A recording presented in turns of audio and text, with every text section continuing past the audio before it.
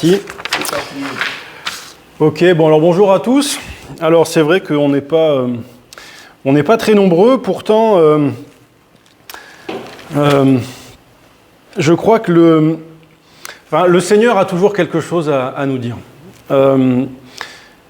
Souvent il prépare les circonstances, il ouvre des portes, il prépare des chemins, et puis sa parole nous rencontre, elle nous parle. Et même quand on lit des choses qu'on a déjà étudiées, qu'on a l'habitude d'entendre, eh bien le Seigneur nous instruit. Et si on veut bien le laisser faire, il peut aussi nous transformer. Alors on continue notre étude de Genèse. On arrive maintenant au chapitre 7. Donc on a vu dans les études précédentes la création, la chute, Caïn et Abel, la descendance de Seth et de Caïn qui se multiplient sur la terre.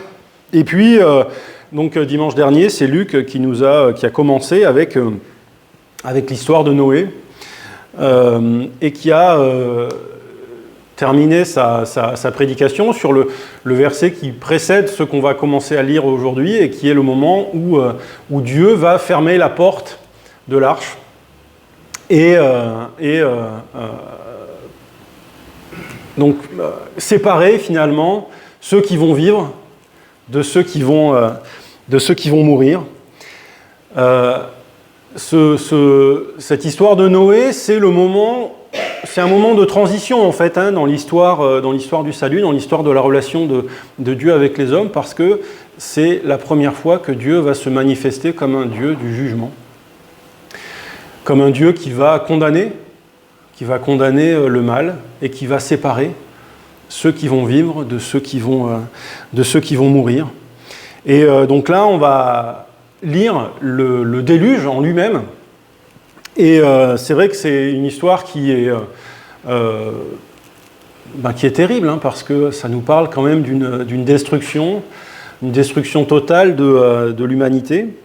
Et pourtant, dans cette histoire qui commence par une destruction, eh bien, il y a aussi une recréation et il y a aussi une promesse. Et on va essayer de comprendre ce que cette promesse contient. Alors je vais donc commencer à lire. Alors je vais juste revenir un petit peu en arrière et lire 4 versets du début du chapitre 6, parce que vous allez voir que ces versets en fait vont être repris finalement à la fin de notre passage. Donc à partir du verset alors en fait ouais, 5, c'est très bien, le verset 5. L'Éternel vit que les hommes faisaient de plus en plus de mal sur la terre.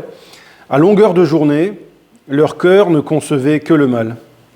Alors l'Éternel fut peiné d'avoir créé l'homme sur la terre. Il en eut le cœur très affligé. Il dit alors, « Je supprimerai de la surface de la terre les hommes que j'ai créés, oui. J'exterminerai les hommes et les animaux jusqu'aux bêtes qui se meuvent à ras de terre et aux oiseaux du ciel, car je regrette de les avoir faits. » Mais Noé obtint la faveur de l'Éternel. Et donc je saute tout le passage que Luc a déjà étudié. Et on arrive au verset 17. Donc le verset précédent se termine en disant « Dieu, l'Éternel ferma la porte derrière Noé. » Et au verset 17, « Et le déluge s'abattit durant 40 jours sur la terre. Les eaux montèrent et soulevèrent le bateau qui se mit à flotter au-dessus de la terre. Les eaux montèrent et grossirent jusqu'à former une masse informe, et le bateau dériva sur les flots. Le niveau de l'eau montait de plus en plus, de sorte que toutes les hautes montagnes, sous tous les cieux, furent submergées. Les eaux s'élevèrent à 7 ou 8 mètres au-dessus des sommets des montagnes qui disparurent sous les flots. Et toute créature qui bougeait sur la terre périt. Les oiseaux, le bétail, les animaux sauvages, toutes les bestioles qui pullulaient sur la terre, et tous les hommes. Tout ce qui respirait sur la terre mourut. Ainsi l'Éternel effaça de la surface du sol toutes les créatures vivantes, depuis l'homme jusqu'au bétail, y compris les animaux qui se meuvent à ras de terre et les oiseaux du ciel. Ils furent effacés de la terre. il ne resta que Noé et ceux qui étaient avec lui dans le bateau. La crue des eaux au-dessus de la terre dura 150 jours. Mais Dieu n'avait pas oublié Noé et toutes les bêtes sauvages et les bestiaux qui étaient avec lui dans le bateau. Il fit souffler un vent sur la terre, alors les eaux se mirent à baisser. Les sources des eaux souterraines et les écluses du ciel se refermèrent. La pluie cessa de tomber. Peu à peu, les eaux se retirèrent du dessus de la terre. Au bout de 150 jours, elles commencèrent à baisser. Le 17e jour du 7e mois, le bateau s'échoua dans le massif montagneux de l'Ararat. Les eaux continuèrent d'abaisser jusqu'au 10e mois. Le premier jour de ce mois, les sommets des montagnes apparurent. 40 jours après, Noé ouvrit la fenêtre qu'il avait ménagée dans le bateau et lâcha un corbeau. Celui-ci s'envola. Il revint bientôt et repartit à plusieurs reprises jusqu'à ce que les eaux se soient résorbées sur la terre. Puis Noé lâcha une colombe pour savoir si les eaux avaient baissé sur la terre, mais n'ayant pas trouvé de perchoir, elle revint vers lui dans le bateau, car toute la terre était encore inondée. Noé avança la main, prit la colombe et la ramena auprès de lui dans le bateau. Il attendit encore 7 autres jours et lâcha de nouveau la colombe hors du bateau. Elle revint vers lui sur le soir, tenant dans son bec une feuille d'olivier toute fraîche. Noé sut alors que les eaux s'étaient résorbées sur la terre. Il attendit encore 7 autres jours et relâcha la colombe. Cette fois, elle ne revint plus vers lui. L'an 601 de la vie de Noé, le premier jour du premier mois, les eaux s'étant résorbées sur la terre, Noé enleva la toiture du bateau. Il regarda dehors et constata que la surface du sol était sèche. Le 27e jour du deuxième mois, la terre était complètement sèche. Alors Dieu dit à Noé, « Sors du bateau avec ta femme, tes fils et tes belles-filles. Fais sortir aussi tous les animaux qui sont avec toi, les oiseaux, les bestiaux et les bêtes qui se meuvent à ras de terre, qu'ils se répandent sur la terre et qu'ils s'y reproduisent et s'y multiplient. » Noé sortit avec ses filles, ses fils, sa femme, ses belles-filles. Tous les animaux et les bêtes qui se meuvent à ras de terre et les oiseaux, tous les êtres qui remuent sur la terre sortirent du bateau par famille. Noé construisit un autel pour l'Éternel. Il prit de tous les animaux purs et de tous les oiseaux purs et les offrit en holocauste sur l'autel. Le parfum apaisant du sacrifice parvint jusqu'à l'Éternel, qui se dit en lui-même « Jamais plus je ne maudirai la terre à cause de l'homme, car le cœur de l'homme est porté au mal dès son enfance. Je ne recommencerai plus à détruire tous les êtres vivants comme je viens de le faire. Aussi longtemps que la terre subsistera, semailles et moissons, froid et chaleur, été, hiver, et jour et nuit ne cesseront jamais. » Donc, une histoire de destruction. Quand le déluge commence, alors on lit un peu avant, c'est l'an 600 de la vie de Noé, le 17e jour du deuxième mois de l'année. Donc, ça commence en février, et ça se termine 1 an et 10 jours après, avant que Noé sorte effectivement du bateau. Et le texte nous dit... et c'est répété plusieurs fois, hein, vous voyez ces listes de Dieu détruit tous les animaux, toutes les bestioles, tout ce qui se meut à ras de terre, et les hommes. Et cette destruction, elle fait suite à une décision que Dieu a prise face à la corruption du monde. Donc on a lu les hommes s'adonnaient à longueur de journée au mal. D'accord ? Tout le temps, ils étaient focalisés sur le mal. Un peu plus loin, il est dit, aux yeux de Dieu, les hommes s'étaient corrompus et avaient rempli la terre d'actes de violence. Dieu observait sur la terre et il vit que le monde était corrompu, car toute l'humanité suivait la voie du mal. Donc cette idée de mal sans limite, de mal continuel en fait. Ce mal, oui c'est ça, qui n'a pas de limite, pas de frontière. Et on a lu l'histoire de la chute et comment cette chute en fait consiste à mettre Dieu hors de la vie des hommes. D'accord ? Les hommes vivent en choisissant eux-mêmes ce qui est bien et ce qui est mal. Ils mettent Dieu hors de leur vie et ils enlèvent toutes les limites à ce qu'ils se sentent le droit de faire. Et la conséquence directe de ça, eh bien, c'est un mal sans limite et la violence qui remplit la terre. On a lu évidemment la violence qui commence avec Caïn, qui tue son frère, et on a lu la suite avec la descendance de Caïn, qui se propage sur la terre et qui revendique même cette violence avec les mecs qui tuent ceux qui l'offensent. Donc cette violence remplit la terre et elle va être en horreur à Dieu. D'accord ? Donc c'est intéressant d'ailleurs de faire le pendant avec ce qui se passe à Sodome et Gomorrhe, hein, où là aussi la violence remplit la ville. Hein. D'accord ? Non seulement la corruption, mais c'est finalement la violence qui pousse Dieu à réagir et à décider de détruire. Alors, ici, Dieu décide de détruire non seulement l'homme, mais aussi la création. Les animaux, qui eux n'y sont, a priori, qui eux n'y sont pour rien. Hein. Et d'ailleurs, on voit que là, Dieu va parler, il va parler de l'humanité, en général. D'accord ? Je ne sais pas si vous avez vu des films sur Noé. Et moi, je me rappelle que dans le dernier film que j'ai vu, c'était le film avec Russell Crowe qui joue le rôle de Noé. Dans ces films-là, souvent, le mal est personnifié. Vous voyez, il y a un méchant. Il y a un méchant dans l'histoire. Il y a un méchant qui a un nom, qui fait des choses méchantes et qui finalement va être puni. Dans cette histoire, personne n'est nommé.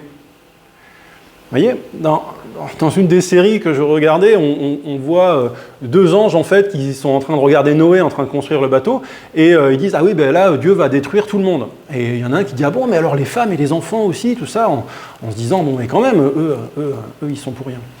Et dans cette histoire vous voyez les termes qui sont utilisés c'est pas des termes personnels. Personne, il n'y a pas de Caïn, il n'y a pas de Lémec, il n'y a pas de noms qui sont donnés à ceux qui font le mal. Il n'y a pas d'hommes, il n'y a pas de femmes et d'enfants, il n'y a pas de... Voilà, c'est l'humanité dans son ensemble, et même au-delà de l'humanité, toute la création. Parce que, aux yeux de Dieu, le péché de l'homme se corrompt l'ensemble de ce qu'il a créé. Vous voyez, le texte, c'est tous les animaux, les bestioles, enfin, tout, quoi. Vous voyez, le terme même de bestiole, c'est rigolo. Celui qui écrit ça, c'est pas un biologiste, hein, il connaît pas les espèces, il connaît pas leur nom, mais tout ce qu'il voit, c'est que l'ensemble de la création, dans toute sa diversité, sa multitude, eh bien, tout ça est mis dans le même groupe et est condamné tout ensemble. Et ça met quand même en évidence une chose qui est peut-être pas complètement évidente pour nous, en tout cas qui l'est peut-être de moins en moins, c'est que c'est la relation de l'homme avec Dieu qui est au centre de la création. C'est ça qui compte. C'est ça qui conditionne tout le reste. Ça conditionne tout dans la vie de l'humanité, de la même façon que ça conditionne tout dans notre vie à nous. Parce que pour nous aussi, c'est facile de mettre la relation à Dieu comme quelque chose d'accessoire et de secondaire, comme quelque chose qui serait un plus sur le côté. Mais cette histoire, elle nous montre que la relation de l'homme avec Dieu, c'est ça qui est au centre. C'est ça qui fait que on vit ou on meurt. Et ce jugement montre à l'humanité que le mal a des conséquences. Vous savez que le déluge, c'est une histoire qui se retrouve dans quasiment toutes les civilisations. D'accord ? On a recensé plus de 600 versions différentes du déluge sur tous les continents. Donc on peut quand même voir que, que ce déluge, alors qu'il ait, quelle que soit la forme qu'il ait prise, cette histoire du déluge a été alors on peut peut-être le dire comme ça, mais un traumatisme dans l'histoire humaine. Un traumatisme qui a perduré jusqu'à aujourd'hui dans quasiment tous les peuples connus. Et on peut se dire que c'est peut-être cette histoire-là qui a poussé les hommes à ce qu'ils mettent en place des lois. Il n'y a pas de société sans loi, sans, à un moment donné, que les hommes eux-mêmes se disent on doit mettre une limite au mal. Parce que si le mal est sans limite, alors la fin arrive.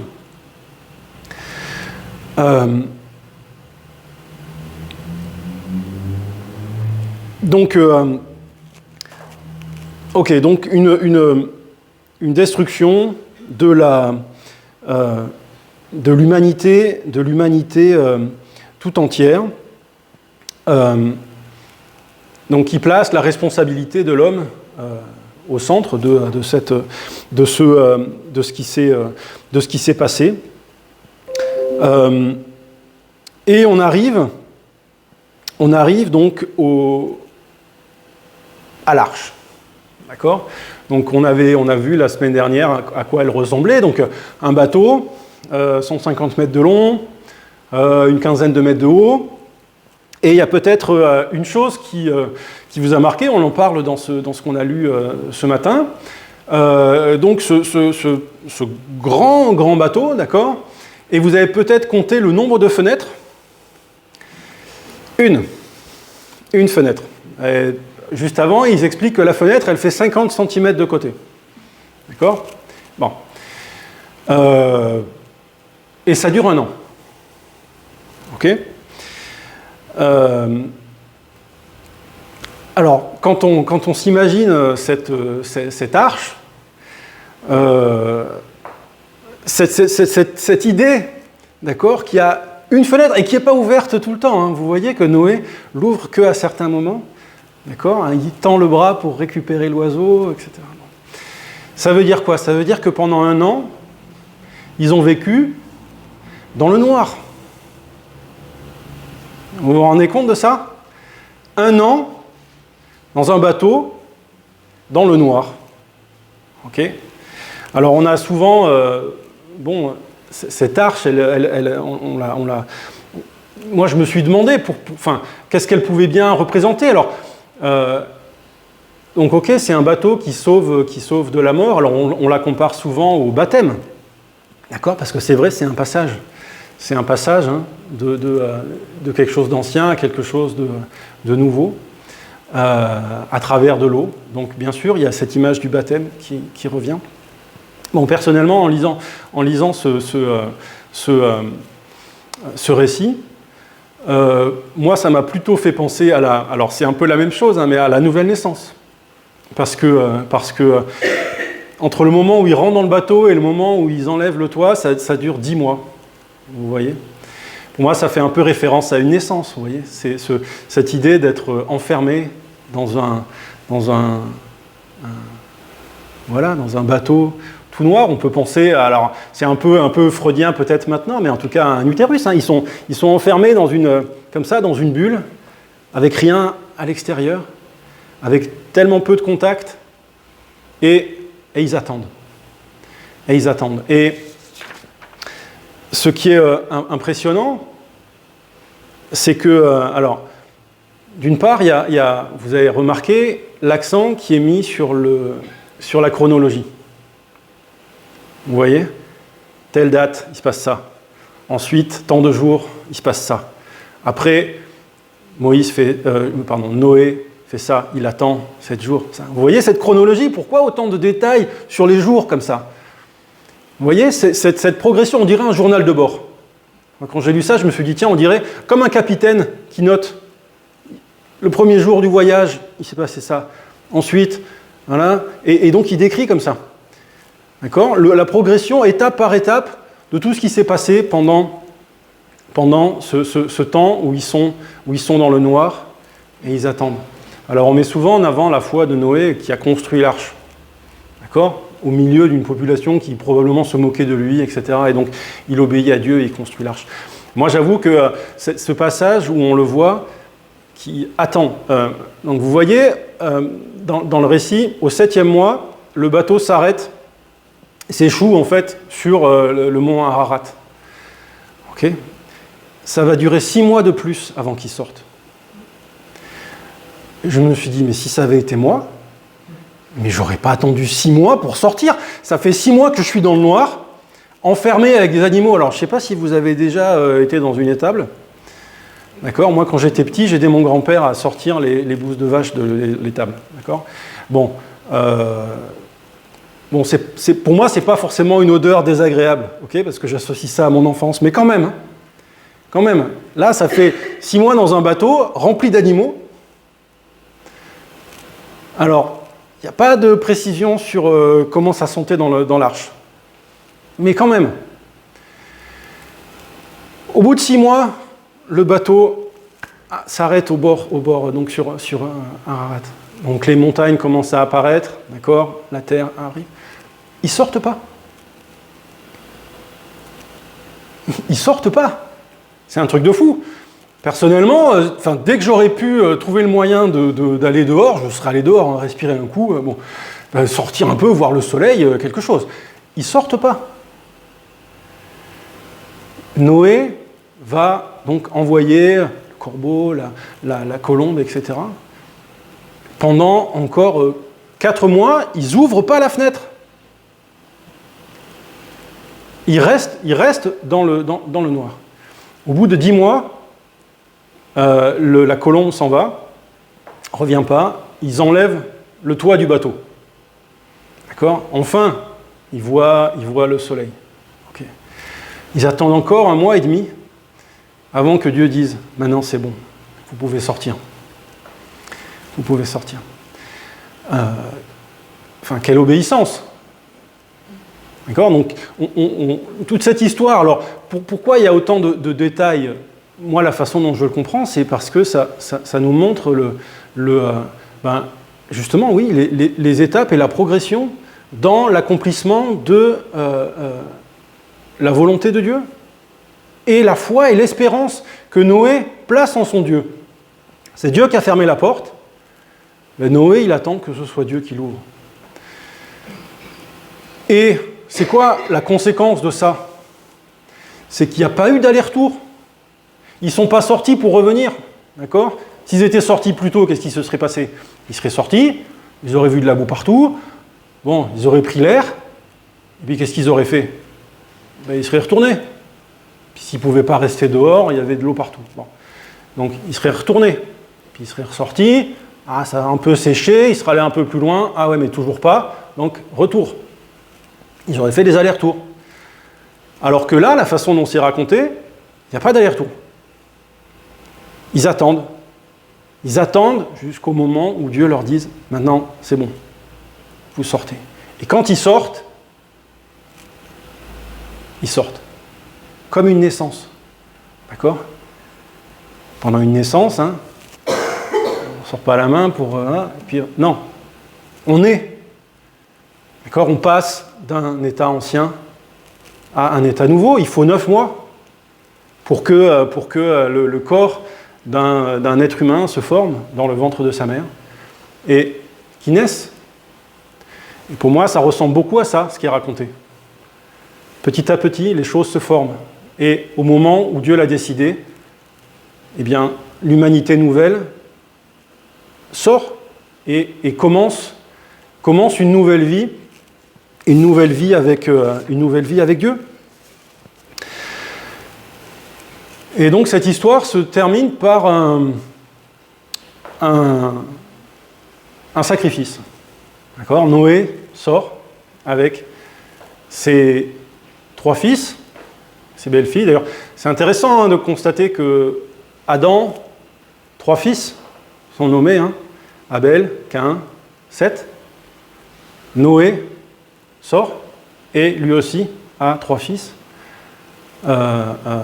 Sem, Cham et Japheth. Ils sortent, et ils prennent des animaux, et ils font un sacrifice.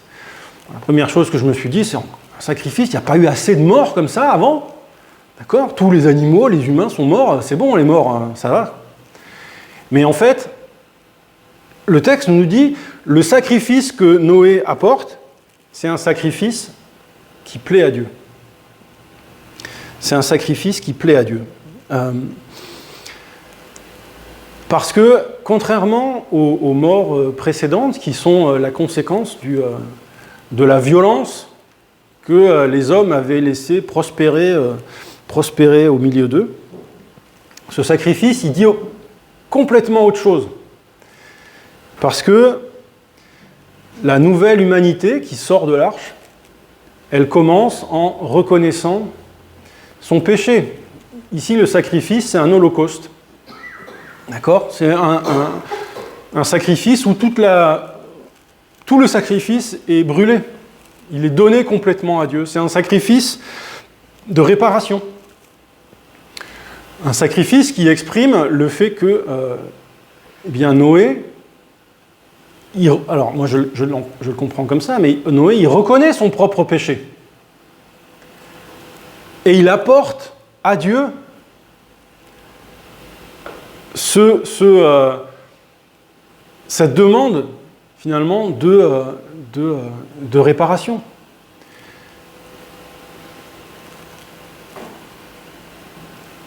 Ça veut dire que Dieu accepte ce sacrifice, ça veut dire que la relation à Dieu se place sur une nouvelle base. Dorénavant, la justice de Dieu va être accomplie à travers une vie qui est donnée.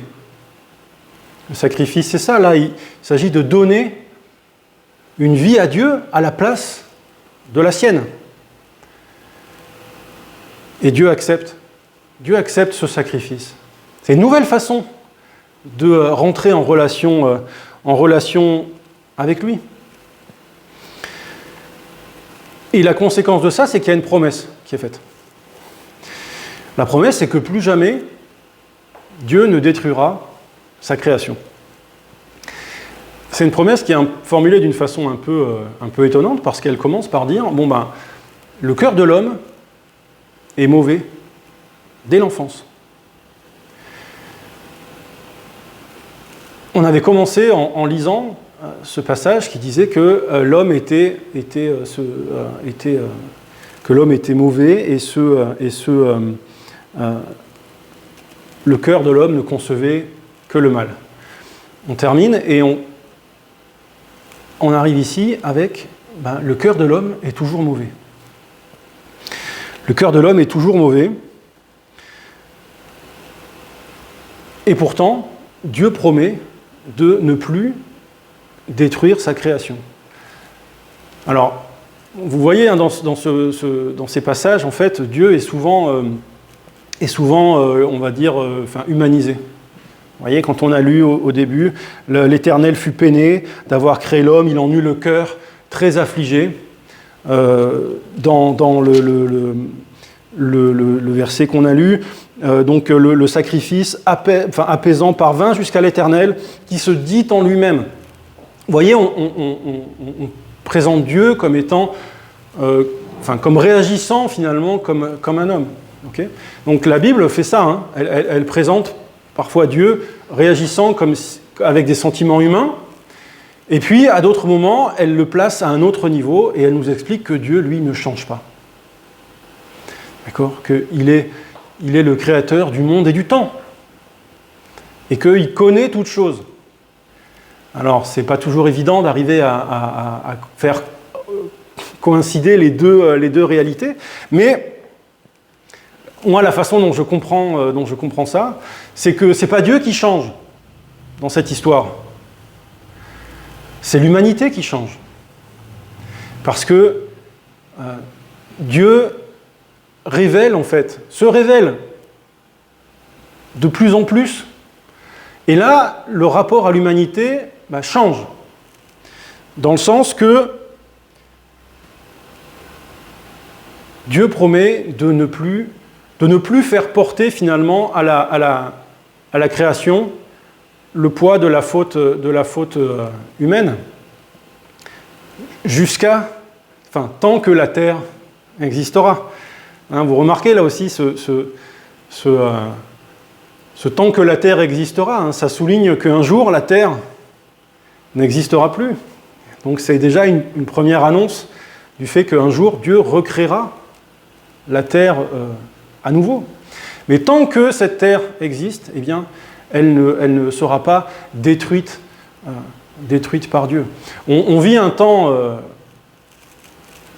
en ce moment, on est entré dans ce qu'on appelle l'anthropocène, hein, c'est-à-dire que jusqu'à présent, l'humanité vivait sur la Terre sans trop la déranger.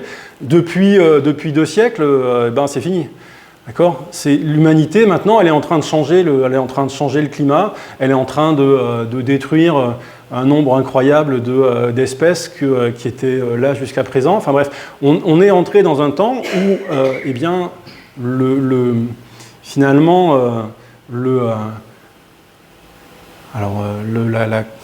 est-ce que c'est le péché de l'humanité, mais en tout cas, la consommation effrénée de l'humanité, cette façon de tout vouloir sans limite, eh bien, est en train de faire souffrir la création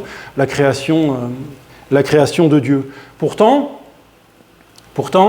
Dieu promet de ne pas effacer sa création comme il l'a fait au moment du déluge. Ça veut dire que Dieu choisit un autre chemin dans sa relation à l'homme. Ça nous permet de comprendre que ce n'est pas la destruction du méchant qui va régler le problème. D'accord ? Parce que Dieu nous a fait passer par là. D'accord ? Il a détruit le méchant. Il a détruit même la création entière à cause de cette méchanceté, à cause de ce mal. D'accord ? Et le résultat de ça, c'est quoi ? C'est que le mal est toujours là. Le mal est toujours là, parce que le mal est où ? Dans le cœur de l'homme. D'accord ? C'est ça que nous dit finalement cette histoire. Que le mal est toujours là, et le mal est dans le cœur de l'homme. Alors, à quoi ça sert ? À quoi ça sert ? Eh bien, nous, on lit ça à la lumière du Christ. Parce que, à quoi ça sert ? Eh bien, ça sert à nous préparer. Ça sert à nous préparer pour la venue de Christ. Parce que celui qui guérira le cœur de l'homme, c'est le Christ. C'est parce que le Christ va venir jusque dans notre cœur pour le transformer par son esprit. C'est ça qui réglera le problème. C'est pas la destruction du corps. C'est pas la suppression de la chair. C'est ce qui pourra se passer dans le cœur de l'homme. Dieu annonce un jugement. D'accord ? Il se révèle comme celui qui juge dans cette histoire. Il y a un jugement qui va venir. Dieu juge le mal. Et il nous donne alors, à l'humanité du temps de Noé et pour la suite, il va donner un moyen de maintenir la relation par le sacrifice. D'accord ? Par le fait de donner une vie à sa place. Évidemment, ce sacrifice annonce celui du Christ, qui lui va être le sacrifice qui va régler la justice de Dieu. Mais il nous place aussi devant cette constatation que la racine du mal étant dans notre cœur, nous savons que Dieu nous annonce cette venue du Christ pour régler ce problème-là, mais ça nous pose quand même la question à nous de savoir si nous voulons, si nous acceptons que Dieu change notre cœur.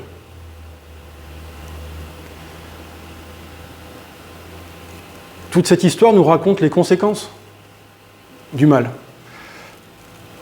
D'accord ? Les conséquences du mal dans notre société, les conséquences du mal dans ce qui nous entoure.